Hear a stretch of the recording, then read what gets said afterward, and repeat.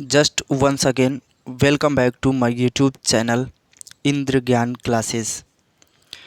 Class 10th English Prose chapter number first a letter to God, जिसके writer हैं GL Fuentes का part number second लेकर आया हूँ।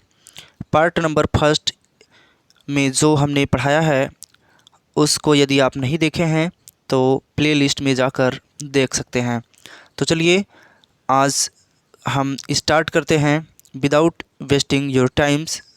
चलिए देखिएगा यहाँ से कम फॉर डिनर। यदि आप नहीं देखे हैं इसका फर्स्ट पार्ट तो इस वीडियोस के पहले आप उस वीडियोस को देख लीजिए, वॉच कर लीजिए।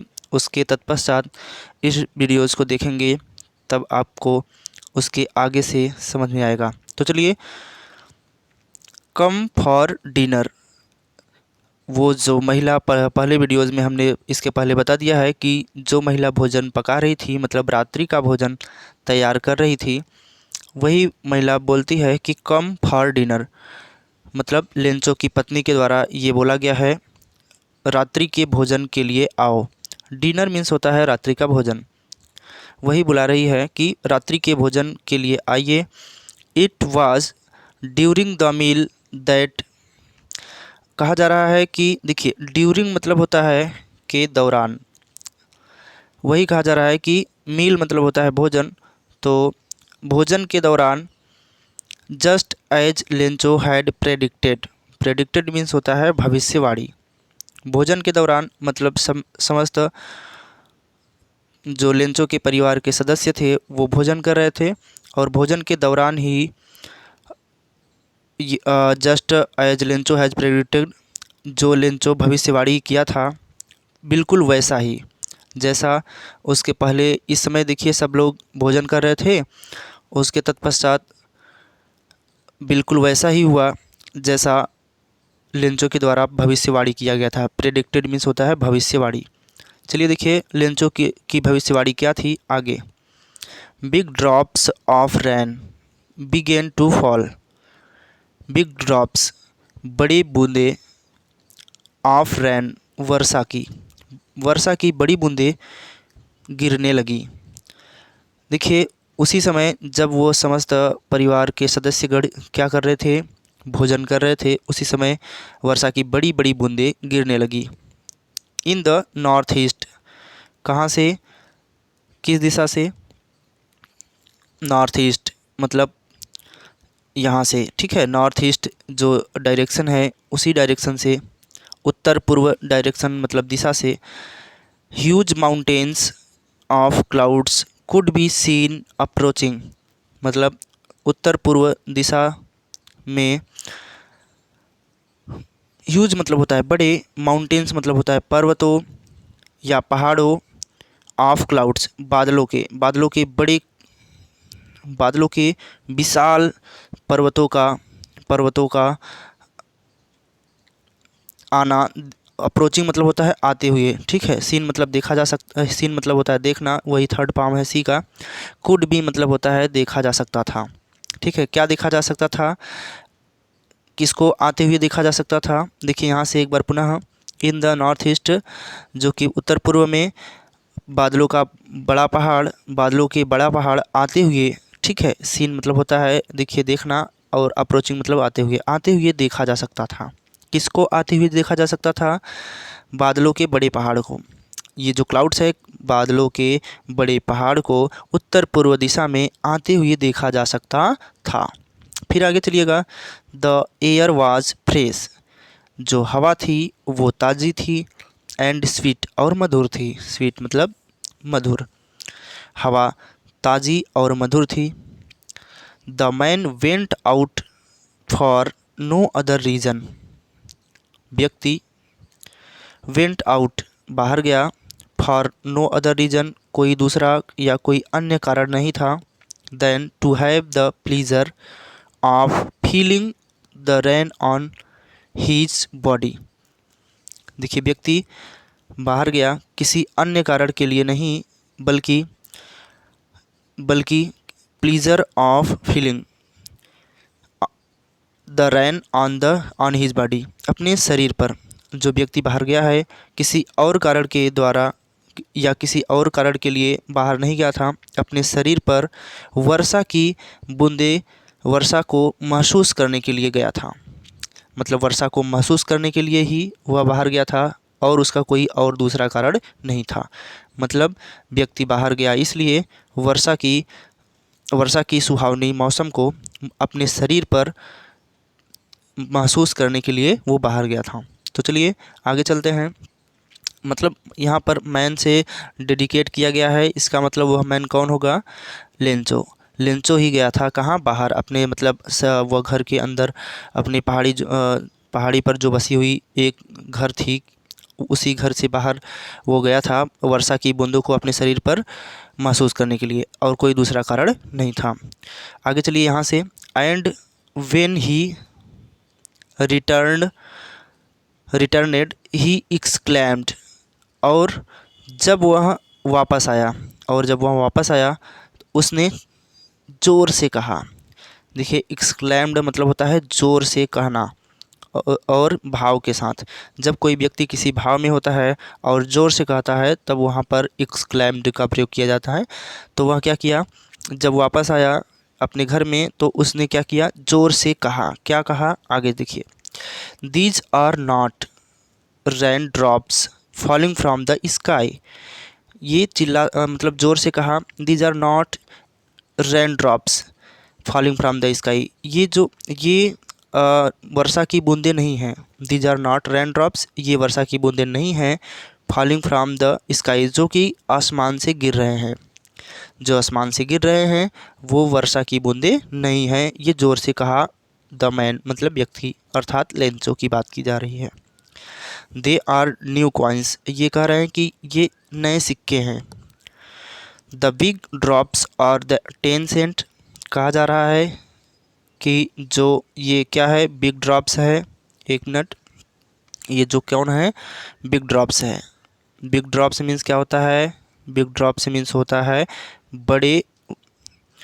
बड़ी बूंदे।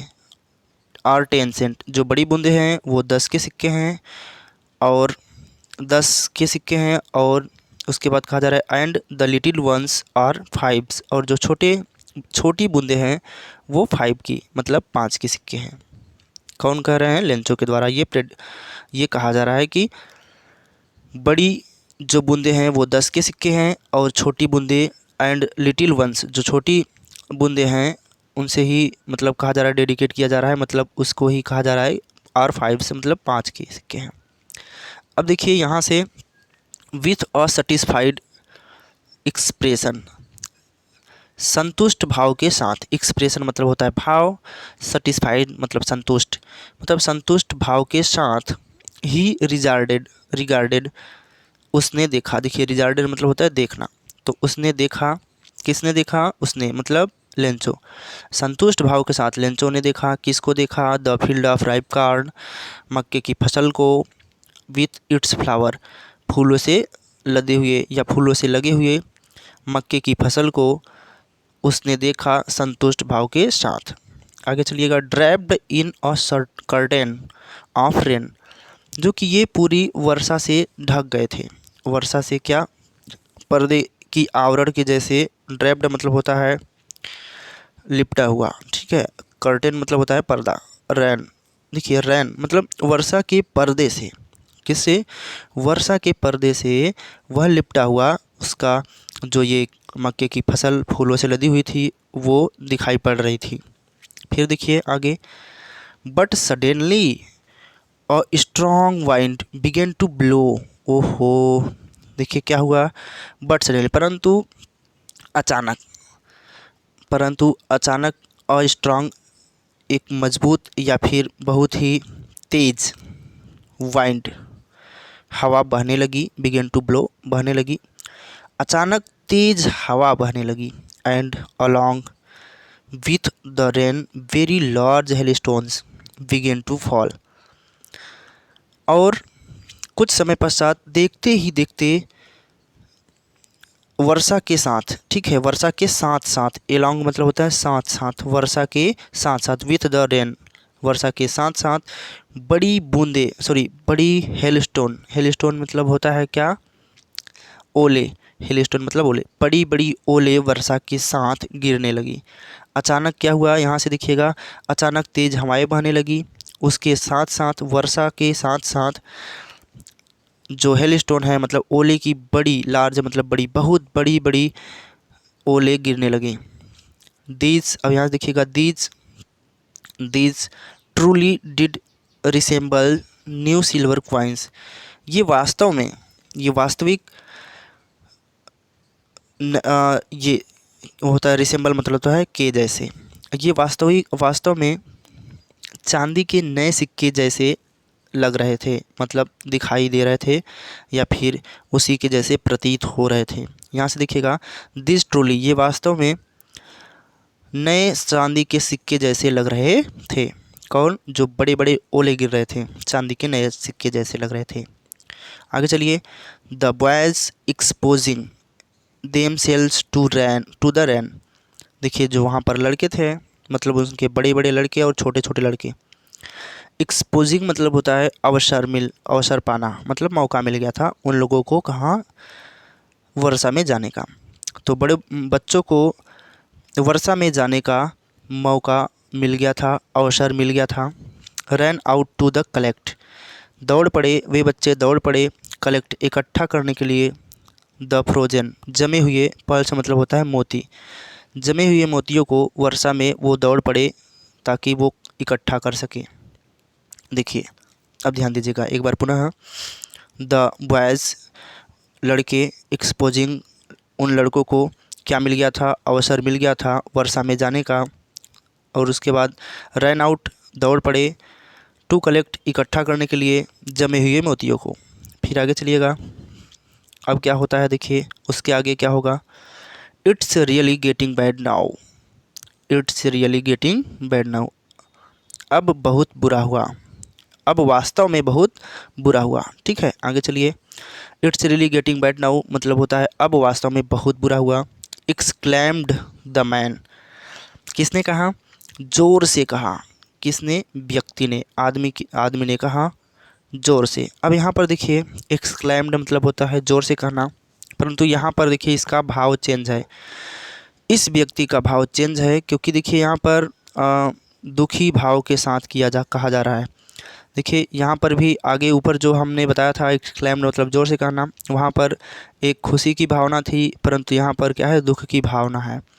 तो दुखी भाव से जोर से कहा, लेंचो मतलब व्यक्ति ने कहा, it's really getting bad now.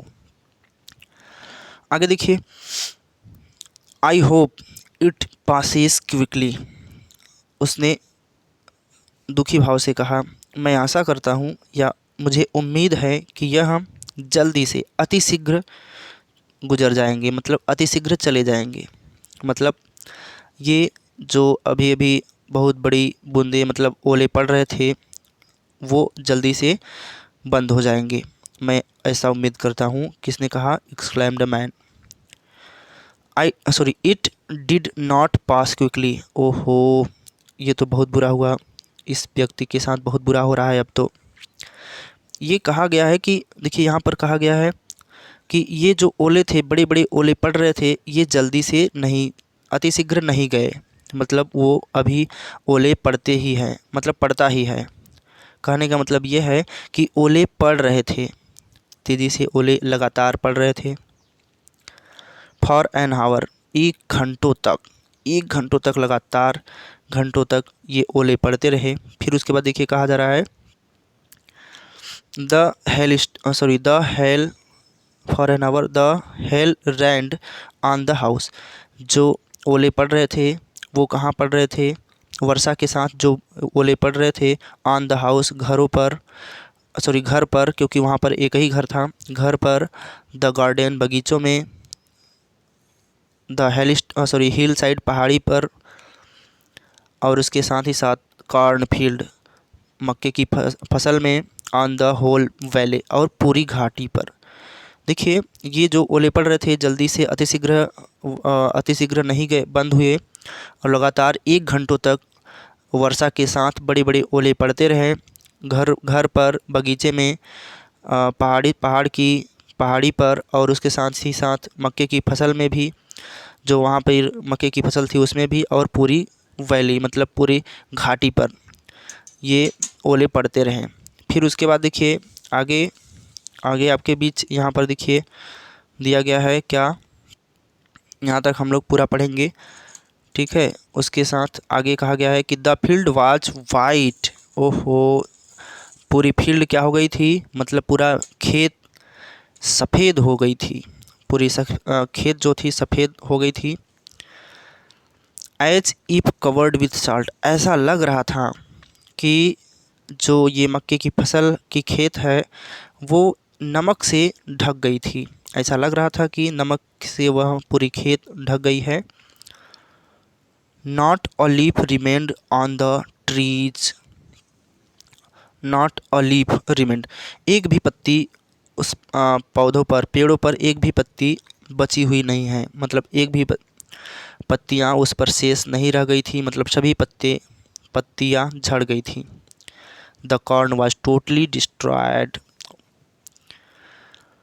The corn was totally destroyed, और वहाँ मक्के की फसल थी वो पूरी तरह से, पूर्ण रूप से नष्ट हो गई थी, बर्बाद हो गई थी।